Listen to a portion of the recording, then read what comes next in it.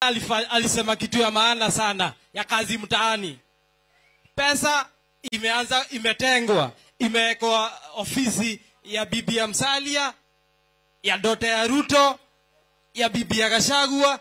Pesa ya kazi mtaani yote imeenda kwa pale juu, vijana wana kazi. Ani watu wako na maana na watu wa Kenya. Ni kweli? Si ani watu hawatusaidii.